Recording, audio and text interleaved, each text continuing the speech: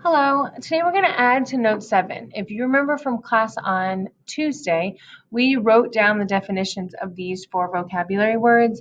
If you were not here on Tuesday or you did not write those down, you can write them down right now, just pause me.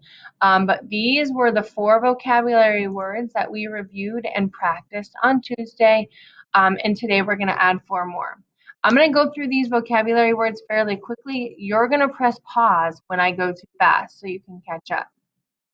So here are our 4 new vocabulary words. Again, you're adding them to the notes that we took on Tuesday. The first is a terminating decimal. A terminating decimal is a decimal that stops. This is an example, 0.35. A repeating decimal is a decimal that repeats. Here's an example, 0.22222 with a decimal like ... That means it keeps going, or you can have a repetition bar on top. A repetition bar says whatever's underneath is going to repeat, hence a repeating decimal. An irrational number, excuse me, is a number that never stops or repeats. So it's neither a terminating decimal or a repeating decimal. Pi is a very famous irrational number. This keeps going. This is the number pi.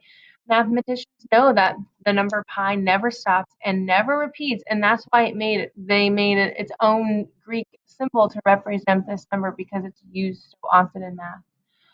And then just to know what the opposite is, an irrational number is a number that never stops or repeats. A rational number is a number that can be written as a fraction, which means it's either a terminating or a repeating decimal.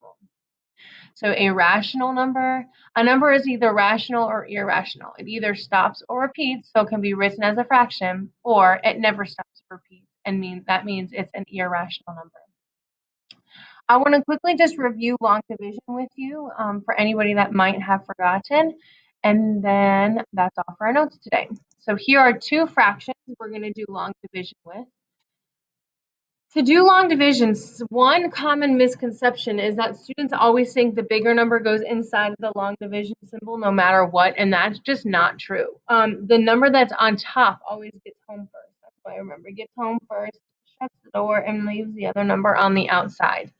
And so my goal now is to do this long division with 6 on the inside and 1 on the outside.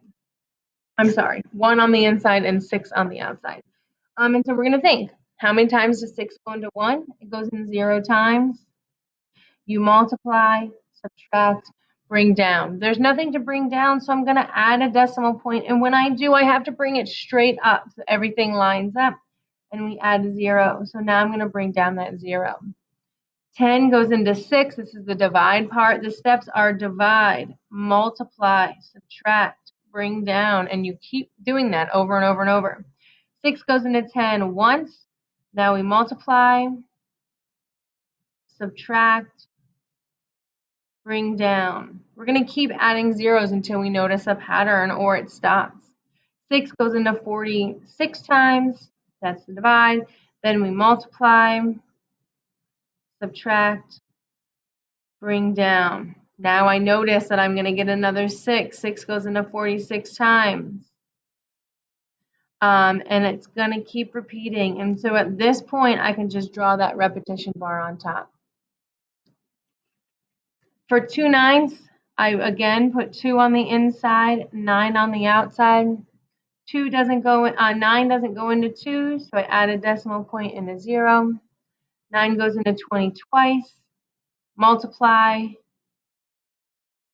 subtract, add a 0 to bring it down. 9 goes into 20 twice. Subtract, bring down, and again, I notice that it repeats. Thanks for watching.